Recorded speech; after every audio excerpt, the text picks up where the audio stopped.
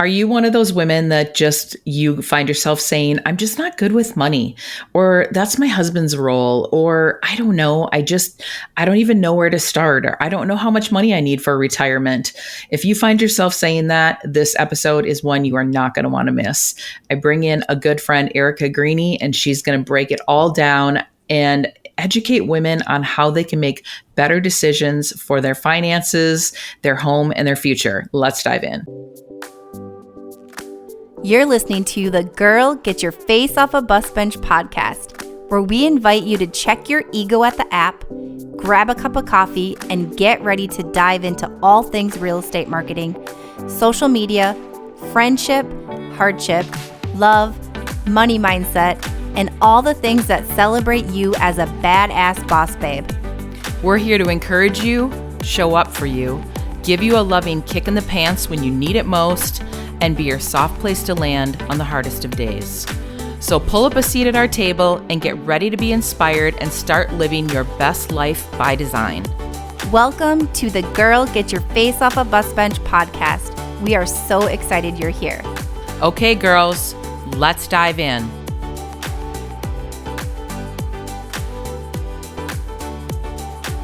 All right, Bus Bench babes, I have a treat for you today. I have a good friend of mine, Erika Greeny, and she and I met through a networking group that we are both in, and we had not met, and people were like, you two need to meet, and then we met, and it was like, oh my gosh, of course we need to be friends, and I feel like the rest is history. And so welcome to the show, Erika. Thank you so much for having me. Yay. All right. So when you are not helping women with their finances and helping them build wealth and legacy wealth, what do you do for fun? We have a saltwater pool and I have 3 girls. So we spend a lot of time outside. We wait for those 3 Minnesota summer months, and the rest of the time in the winter, we're hibernating inside. So so you've got your hands full with 3 little girls.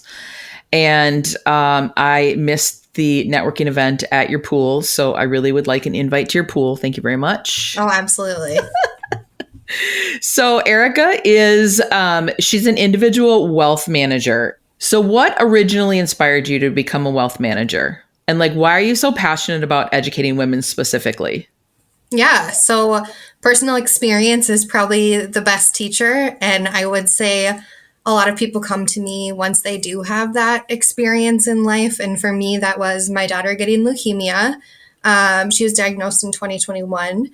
And even though I have always been kind of the financially savvy person in our household, no one's ready for something like that to happen. No average person, gets told they might have to take 2 years off of work, and they have the financial means to do so. So it really opened my eyes up to how financial tragedies, whether that be like an aging parent, loss of a spouse, divorce, sick children, sick significant others even, can really change the way you look at finance. And women specifically, because we often take on the mental load of family. So that means that we are the people that when those oh crap moments happen, we're the people that really step into that. What's the solution? What can I do next?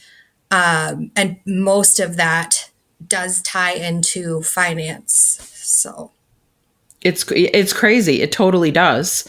So when I first met you, I heard you say something to the effect of, and this is a paraphrase, that you said women make so many of the decisions. And like you said, they carry so much of the emotional load, yet they're usually the one that's the most uneducated about maybe their own finances within their household and investing and building wealth. Why do you think that big disconnect exists? Yeah, well, mostly because women are a little bit behind in the times. We couldn't open our own bank accounts or have credit cards until the 1970s. So that alone is a big catch up that we're doing over time. Men traditionally were in charge of finance. And so that kind of just continued. There's more conversation now, I think, than there's ever been, but it's still an uncomfortable subject, right? Not everyone wants to go around and have open conversations about how much money they have in their bank account or how much money they're saving every month or things like that. But making that conversation more normalized is really how we're going to change that. And men just do that so openly, regardless of what their situation is, even if it's insurmountable debt in their business. They're having conversations on the golf course with their friend about it. I promise you. So Christy and I, we batch recorded last Friday, and we have been avoiding doing another money mindset issue like episode. I think it was like episode number 4 or 5, like so long time ago, 4 years ago, we talked about money mindset and how powerful it is. And it's a subject that is like so taboo still. So many people are not talking about it, especially women. And I'm glad that, you are just reiterating what like we've been feeling, and we're like, you need to like find the girls that you can have those conversations with. Yeah.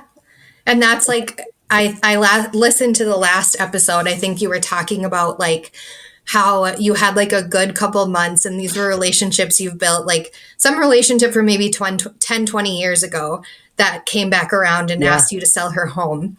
And I was just listening to you, and you're like, you start thinking in your head, like, oh, it's just a fluke. I'm not that successful. That was just like something that happened.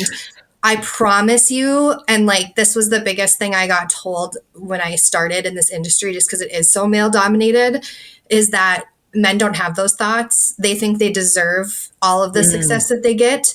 So I try to really drive that home when it comes to women and celebrate them and lift them up for all their accomplishments and let them know that that's not just a fluke. That's years and years of hard work. That's not just something. And we have, some internal things that we deal with, feeling like we don't want to look like we're bragging or we're entitled, or that we don't want to put another woman down by talking about our successes. But it's not. You really should share what you're doing well and that you're doing it well, because you don't know who you're inspiring by having that conversation, rather than taking it as you're going to hurt someone's feelings. Yeah. It's hard though, because I think it's not how we're programmed and not how we're wired. Just, it's crazy that is that way. Hopefully the next generation, like your generation of your girls, it'll be so different. When was that moment in your career, your life, where you're like, okay, this is just so much bigger than just the money. Like this feels more like a mission. Yeah. I think there was a couple things. So I grew up with a single mom. That was a big part of it. I didn't know much about money other than credit card debt, I'll be honest. We were in a higher tier neighborhood with the least amount of money, and that often sticks out like a sore thumb. So that was something I battled growing up, is just like, I don't have, the newest iPhone every year, or, those brand new etnies that they just released. So for those that know what etnies are, but I don't even know what that is. You're younger than me. That was my first introduction to kind of the class difference. And then as I grew older, and after my daughter's diagnosis, I actually ended up doing a career shift. So I was in restaurants for 10 years, all parts of the restaurant, management mostly for the last bit. And then when she got sick, I moved to the bank. And there was a day a woman came in, and her husband had just passed away. And she said, I need money to pay my mortgage, these funeral, expenses. I don't know how much is in the account. But it's in my husband's name. Well, fun fact, her name wasn't on the account. So actually she has no right to that bank account until she goes through the probate process and claims it as her own. And that was one of those moments where I really went, I had to explain to her, like, you can't pay your mortgage this month. You are not going to be able to access these funds and could potentially lose your home. And that's why it's so important for you to be informed as a woman. And that was really a moment where I went, this is bigger than just a bank account. This is like a whole life full of how many other assets are there out there that she's unaware of, that may or may not be in her name, that she may have to struggle to obtain, and who's helping her with this process. Gosh, that was probably a really terrible conversation. Yeah. Ugh. Let's talk about like money mindset and education. Like what money beliefs do you see are generally the ones that are holding women back the most? Ooh, lack and scarcity, I would say, is the biggest one. Um, you can't manifest more for yourself if you're stuck in penny pinching or counting dollars. And it's, again, ingrained in us. Like, one of the things that really, really shocked me is like if you Google money management for men, it's like investing in real estate, investing in the stock market, high yield savings accounts. If you Google saving money for women, it's like how to save more money on groceries, how to spend less at Target. Like, it's just not the same thing. It's So that ridiculous. difference really just like blew my mind. That's crazy. I've never done that, but now I feel like compelled to go see that for myself. Like, that's nuts. How to spend less on groceries. Oh, great. Yeah. Yeah, that would really mess with your mindset if, like, that's what you're being fed. I'm like, no, I want to learn how to do this like the guys do it. Oh my Yeah. God. And it's Why do you, personal belief, just knowing like that you can do it the same. And I think that's probably where a lot of the women that I've interacted with, they've worked with someone in finance. I'm not going to point fingers at the males, but usually that's how it goes. And they say, this is your return for the month. Well, return really means nothing to me. What are we looking at in dollars? How much money am I going to have when I retire? What does that look like on a monthly scale for me? How long are my assets going to last? Those are things that women want to know, not necessarily year over year how much money our money is making, but that it's going to last us our lifetime. yeah, that's a totally different shift on looking at it. Why do you think so many women feel intimidated by like wealth building and financial planning? And like, how are you helping shift that into like more of a confidence thing for women? Yeah. So I think this goes back to, right, like the saving money kind of thing that we replay in our heads of like, how can I spend less money? It's really actually not about spending less money. It's about being strategic with where you're spending your money. So, like, a couple things that we really go over is like, why are we saving this money? Like, what are we working towards? So it might not necessarily, again, be like a return conversation. It might be more of like what goals do you want in retirement? You want to travel? Do you want to, you know, give money to your grandchildren? Do you want to leave a legacy for them? Do you want to, sell your house? Do you want to buy another property? Like, there's so many things. And I always say, don't just save money to save money, because you don't want to die with a number in your bank account just because you put all this money away and not have lived a good life. Yeah. That I feel like that's an older generation thing, like where people are just like scrimping on their own health care and like gonna go to some crappy nursing home just so they can leave money for their family. And it's like, well, but you worked really hard for this money. You should be not living in a crappy nursing home when you're older. Yeah. What's your response to the woman that says, I'm just not that good with money? Do you hear that a lot? Yeah. So usually that conversation kind of goes back to like, how do you feel you're not good with money? Well, because, my husband says I spend too much money, or I'm the spender in the relationship. Well, obviously, we just talked about the fact that women make most of those household and mental load decisions. So you are the one who's spending the most money. Like, I know in our household, I'm buying all the clothes for the kids. I'm getting new winter coats when they need new winter coats. Sports, I sign them up for sports. So obviously, from a male perspective, that's going to look like you're spending more money. Now, is that every couple? No, but I'd say a majority, moms are the ones that are kind of taking that on. And just women in general, I think we take care of, restocking the household things like toilet paper, paper towels, groceries, things like that. And they just don't have that same tangible view of what all of those costs are. So that's really where we start, is just saying, where does that belief come from and why? And if that's your reasoning, if that's why you think that that's a thing, okay, well, then we'll break down your spending and we'll see like what actually does it look like? Like, how much are you spending on yourself? Because again, it goes back to let's not sacrifice on our own health, on eating well, on taking care of ourselves, because even if you were to save all of that money and you're neglecting yourself, by the time you're old enough to retire, you're not going to be in any shape to enjoy anything. Yeah, that's a double-edged sword for sure. Yeah. What does being financially empowered look like to you?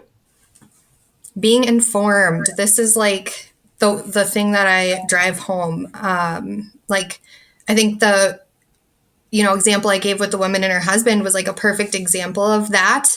But just being informed on what's going on, right now. And this is a really crazy statistic. I just heard at a meeting I was at the other week, the top 40% of people right now are homeowners, because home ownership is not attainable for most people that are like in the younger generation, so millennials and down.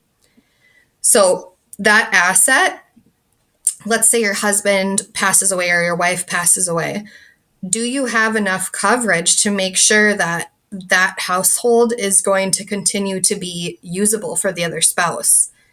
So that is like a huge, burden that you don't think about in your day to day that could literally shift in 1 second if something happened. Yeah.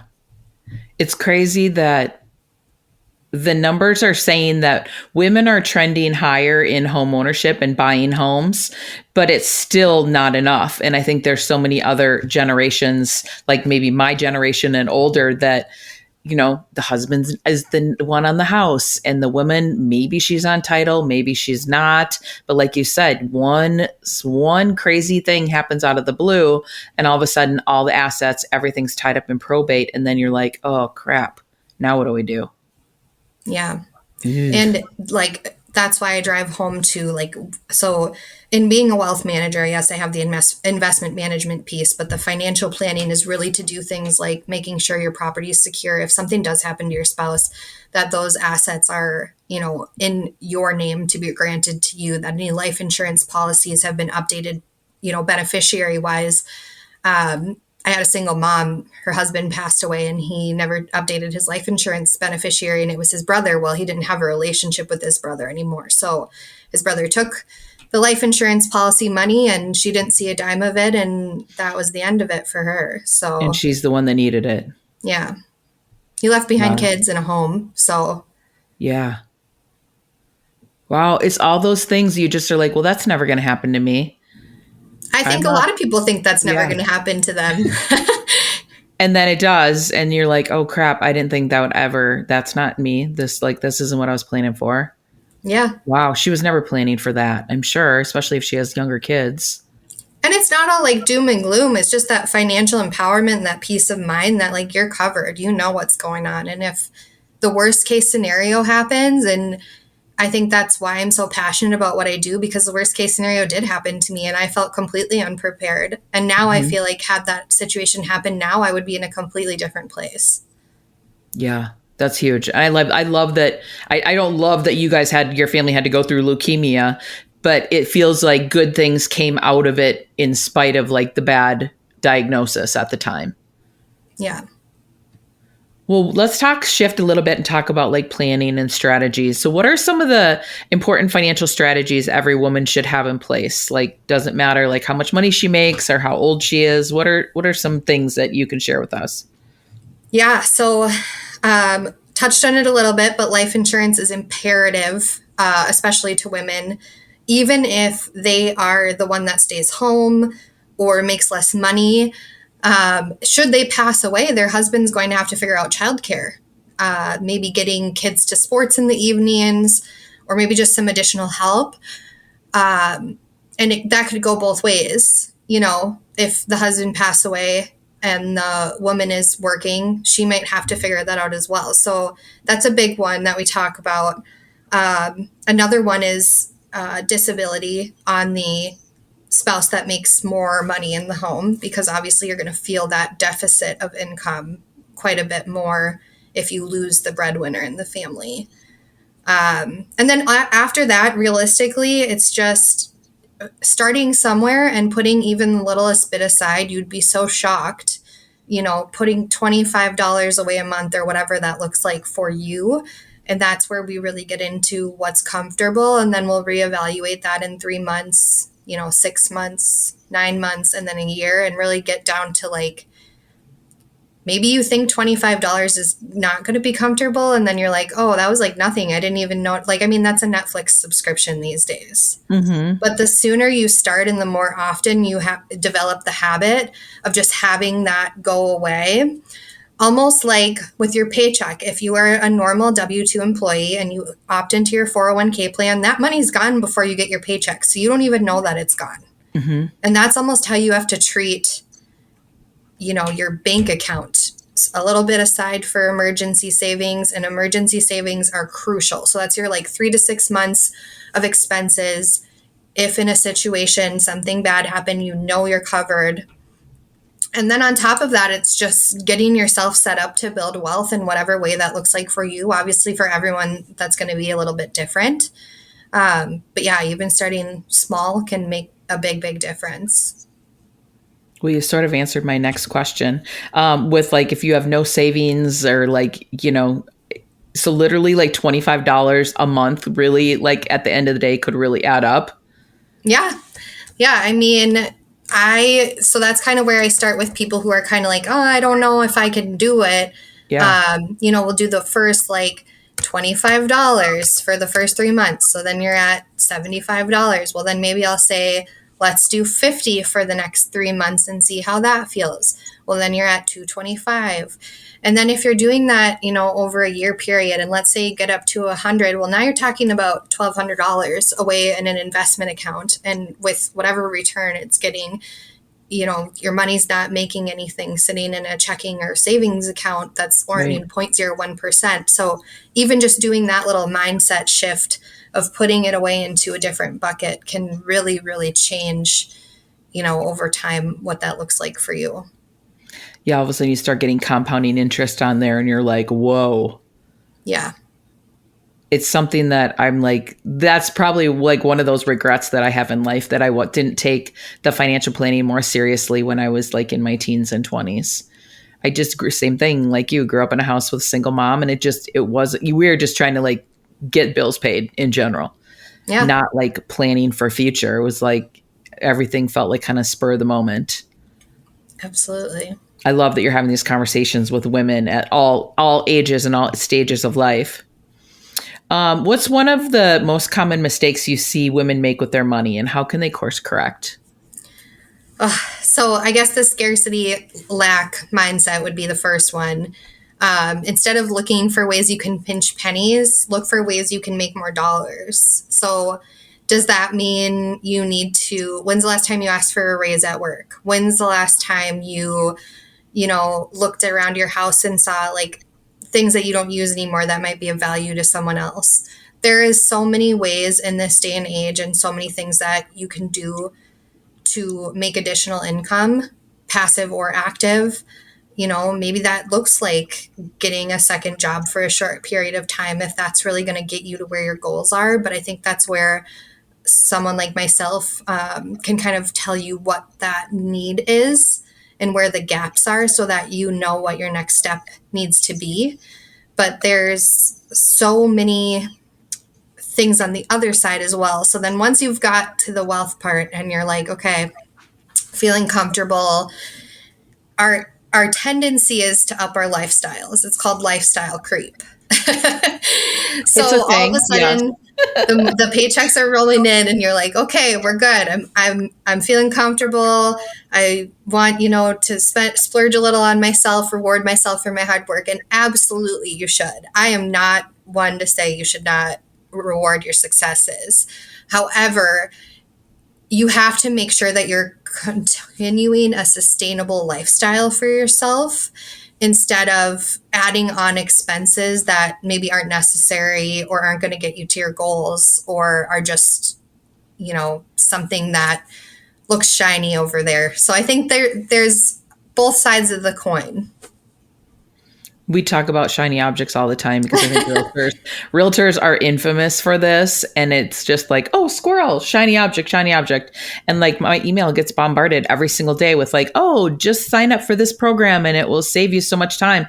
And it's not even like something good like a Louis Vuitton handbag, but you start signing up for a bunch of these things and all of a sudden you're like have $500 extra a month in expenses that you weren't planning on for stuff that you likely aren't even going to use.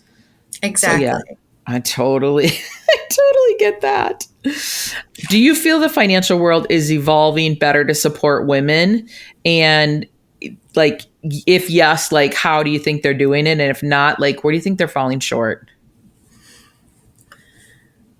I think just having the conversations like has really changed. I do notice more, and I can very easily point it out. You know, there are women that are shy about their finances and there are women that are loud about their finances because they're informed and they feel empowered in that sense. And being the empowered person on the side of the conversation comes with a lot of responsibility, because I think as women in our, you know, conditioning, there has been more tendency to compete than to lift. And I think coming from that competitive mindset of like, oh, well, I'm doing this and I'm doing this and I have this, that's not where we're going to see progress. Progress is going to be, you can have this. If you know, want me to show you how or what I do, I'm willing to share information with you. Those are more of the conversations we need to be having. But again, that comes from us overcoming that inside belief that we're not deserving. Because even if you have it, even if you are empowered and you think you have these things together, it still does feel like, am I bragging? Am I saying like that I'm better off than them? And that's not at all how it should feel. It should feel like I know better because I have more information than this person. And so now I'm going to share it to the next person and help lift her up and make her more informed. I love that. This is a really beautiful way to say that. And then ironically, like that's one of the key like cornerstones of the networking group that you and I are in is like lift each other as you climb. So that's totally feels aligned all the way around. How do you coach women to stop playing small with their financial goals? Yeah, no, that's a big one. So I guess kind of just like a real direct conversation, I guess, is really the way that we stop playing small. Because there will be women who say they can't put more money aside, but I see you going on vacations, I see you spending money on things, and I know that you're not getting where you want to go with your money. And I think that's where it's a firm but empowering conversation of like, it's gonna feel like a little bit of restriction right now on maybe what that looks like for you, but it's going to give you so many opportunities and it's gonna help you live a richer lifestyle. It just, that might look like cutting back for a period of time. And that period of time is different for everyone. It doesn't mean that forever now you're going to be on this like really restrictive budget that's not going to allow you to enjoy life, because again, that's not what I'm about. But it might look like taking one less vacation a year. It might look like, you know, not buying that handbag. It might look like something like that where we have goals to meet and this is what those goals look like and how are we going to get there. And that's something I do feel like when women are empowered by someone else who's in their corner and who they trust and they know, that's where you really see that transformation of you're like, they're like, oh yeah, I can do that. I can do that for that little bit of like pullback for now, for the long term, like getting where I want to go. I love that. That's really great advice. How do you help women that are in partnerships? Like what advice do you give them around financial equality and making decisions in their household? Do you have those conversations regularly? Yeah. So, we implement financial dates. So if we know that we have to have like a yucky conversation about like, you know, paying for something that like we don't love that we have to pay for, or you know, I think I'm probably more, hey, I know this expense is coming up, or we were off budget last month, so like let's kind of have like a chat about it. But I really do think not only for the connection piece of having the conversation, normalizing it, making it more comfortable, you might get pushback. I mean, to be honest, again, it's a generational thing. Like, I know my mom and her husband they weren't like having those conversations. So it's more uncomfortable for them to introduce that. But if you make it like a fun thing, like, okay, we're going to go out to dinner, we're going to have a good time, we're going to talk about anything else but this. And then like for 30 minutes, and like you can set a timer on your phone. For 30 minutes, we're going to talk about what are we going to do differently. It's like setting a quarterly meeting, like almost like you do with your business. Mm-hmm. Like treating your home like a business and being like, this is our goals for this quarter or this year or whatever that looks like for you. And then discussing how we're going to get there, like the actual steps of how it's going to work, and not turning it into an argument. I think coming into it with a headspace of this is a conversation and we're on the same team. Nobody is more important than the other person, regardless of how much money either of you make in the home, whether one person's the caretaker and doesn't work and maybe the husband works, which is some of the dynamics we still see. It's just as important for that woman to still have like retirement savings, spending money. You know, we support each other in different ways, and that's not always financially. And so when it does come to the financial piece, we have to really look at it as like it's all in the pot. I'm not an advocate for the separate bank account thing. I guess I don't really understand how people function that way. I mean, I guess if it works for you, I do think like you should have your own separate savings, like your own bucket of like, this is just for me for emergency reasons, you know, abusive relationships, just there's a lot of different variables. But as far as like how the bills get paid, what the kids need, what your household needs, those are conversations and things that we should be having collaboratively and not competitively.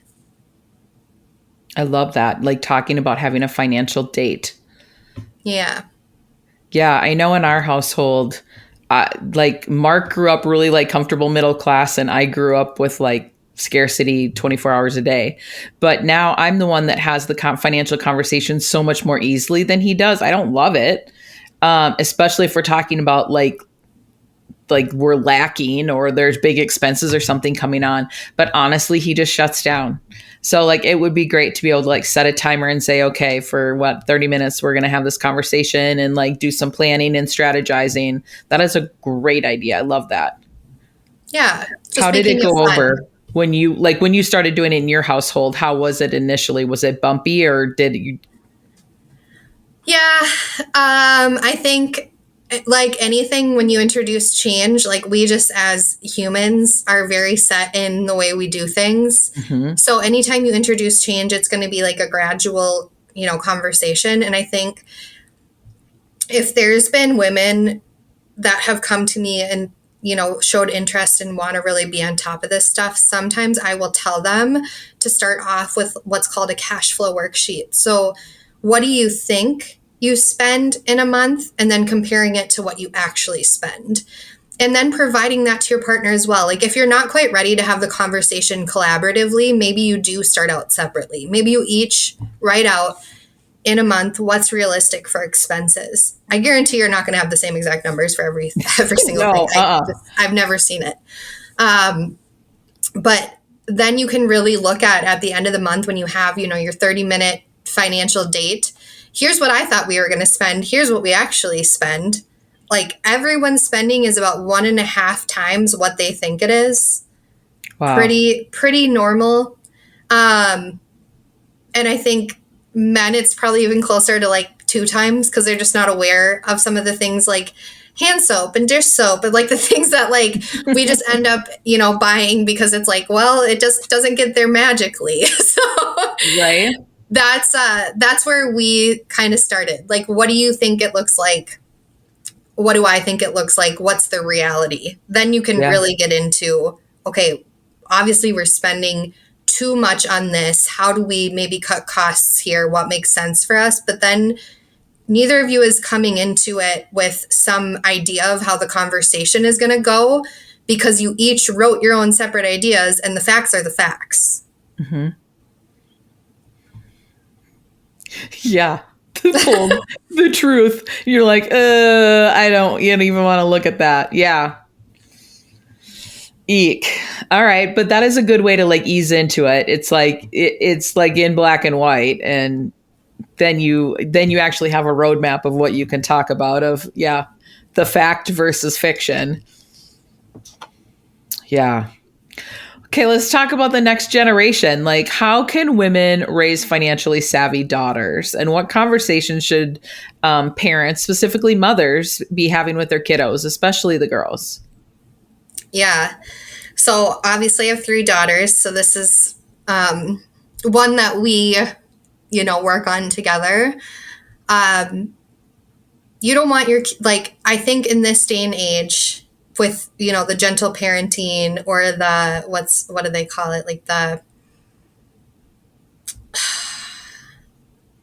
don't know. It's like a different term, but we grew up in a different time where like enforcing and respect and all of these things were very paramount. And a lot of the conversations about like the real life things, like money, relationships, like those weren't conversations that were openly had.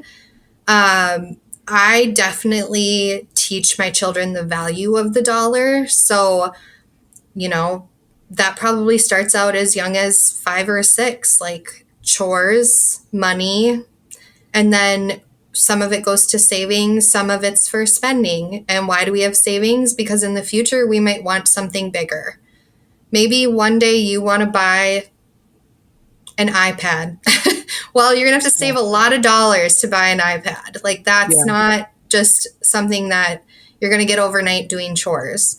So I think really instilling that young of this is what happens, and then showing them if you put money aside and you put it in a savings account, find your kid a high yield, or if you're saving for like education purposes, which now there's some pretty cool things where you can turn that into a Roth IRA later in life as well. So with those, you can show them this money we've put aside, and maybe it's not just their money, maybe it's grandparents' money from Christmas, or your dollars that you put in it monthly, but showing them how that compounds and how that looks and what the time value of money is the only way we can teach them. But it has to be a transparent conversation, and it has to come from you having positive conversations around money.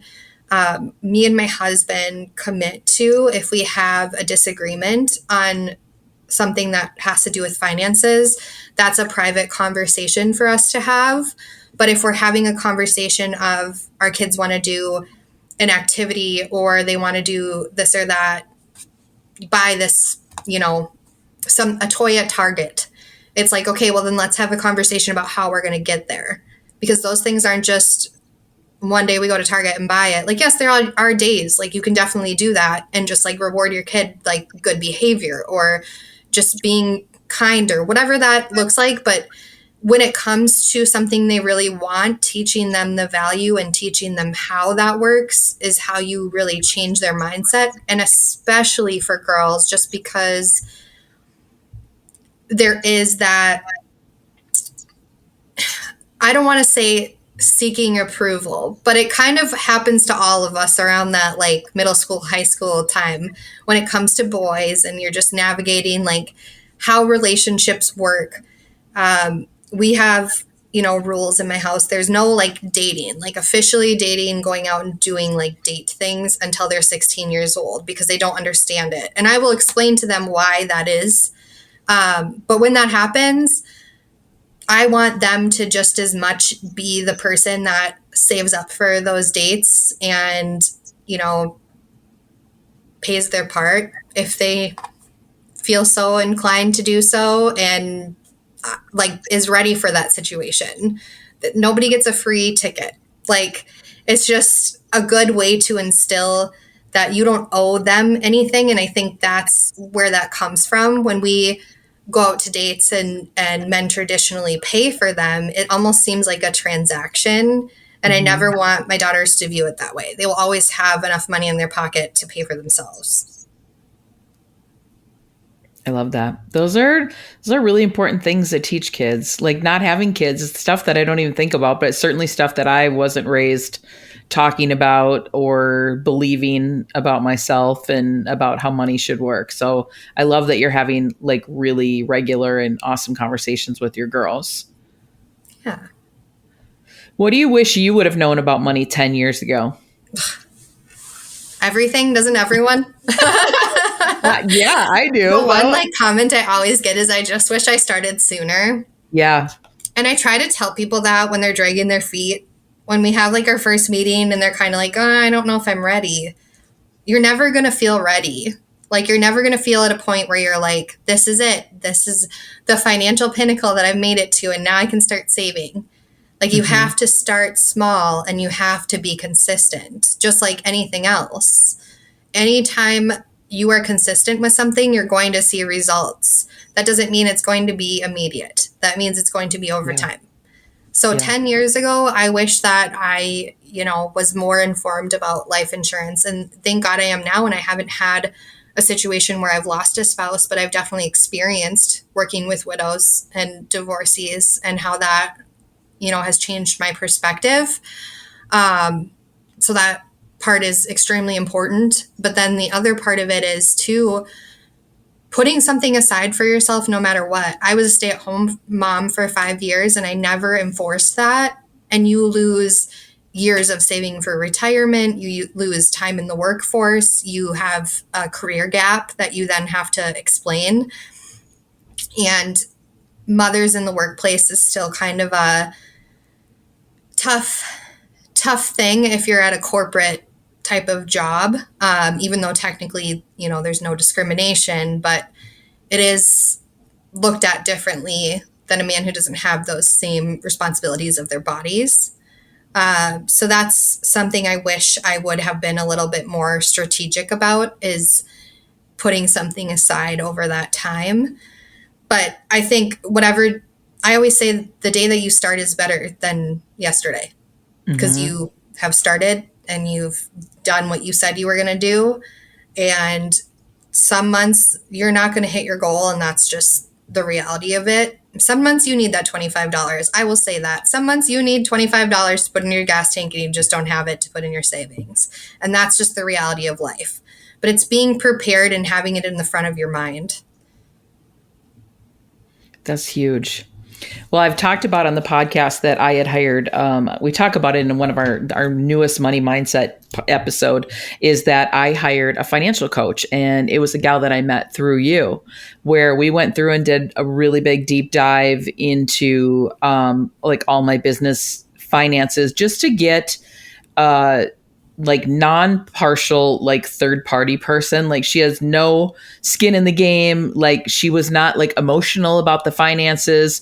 It was just like, this is what this is. This is how, you can be better prepared in these areas. And it was so great. We did like a full day deep dive, and I left that day feeling way more empowered about my business and the path that it's on. But it took a while, like you said. I'm sure this takes a while. Like, you and I had talked about it, and I drug my feet, and I had met that Quinn, her name is, at a networking thing, and I was like, ooh, I'm not ready. And then I finally I'm like, okay, I've had enough, and I reached out to her, and it gave me like weird feelings, and I didn't want to do it, but I'm like, I can't make better decisions if I don't have all the information. So I was really thankful that you had introduced me to her. And I'm like, okay. And then at the end of the day, I was like, okay, that wasn't nearly as bad as what I thought it was going to be. Yeah. I mean, just for the average person, budgeting coaches can be really, really powerful, because they are looking at the facts, and where some people are like, I can look at the facts all day, but like I don't understand how to put the pieces together. That's why Right. people go to me and Quinn to like explain how we're going to get the goals accomplished, what pieces need to be addressed first, or where the gaps are. So I love that you had that experience, and I definitely recommend Quinn to a lot of people who feel like they're not.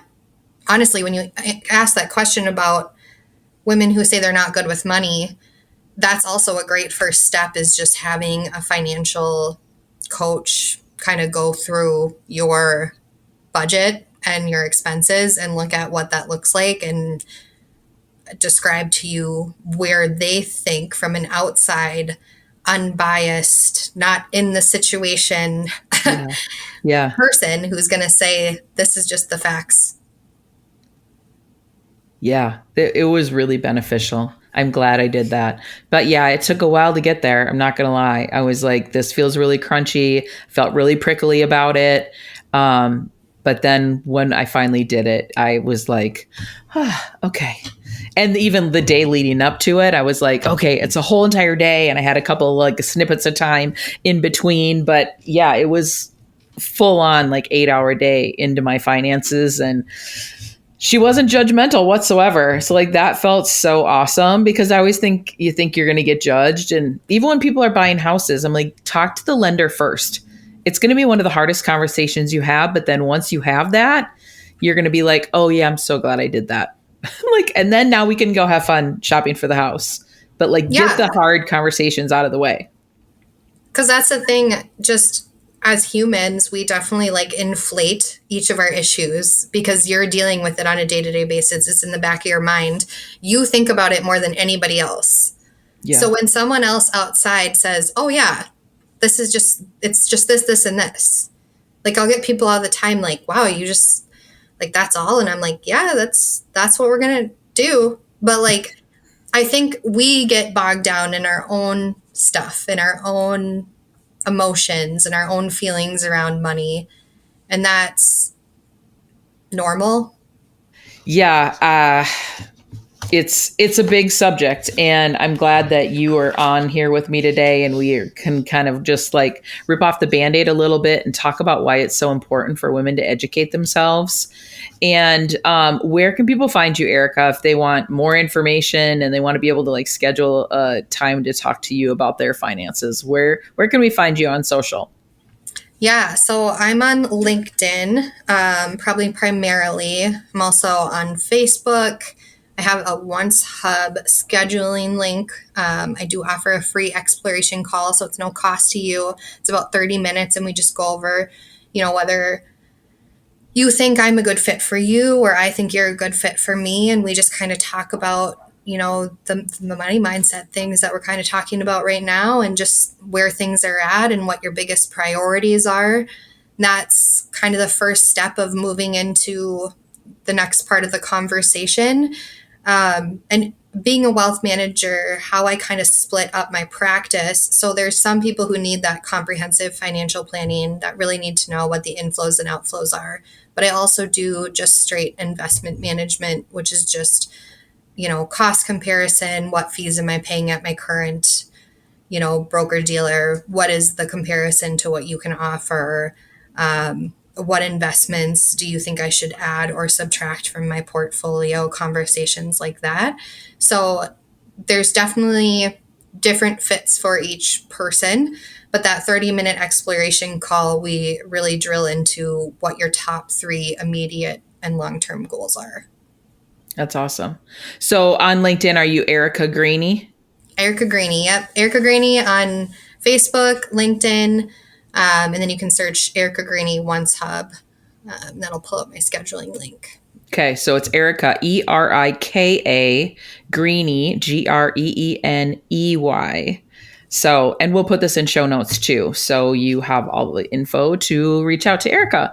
So Erika, I appreciate you. Thank you for being here. And thanks for just talking about money mindset with us and helping women just get more comfortable around having the conversations around money. Thank you, Beth. Yay. So until next time, bus bench babes, keep your face off a bus bench and keep being the badass boss babes that you are. Okay, girls, are you feeling as inspired as we are? We're over here cheering you on because you just finished another episode of the Girl, Get Your Face Off a Bus Bench podcast.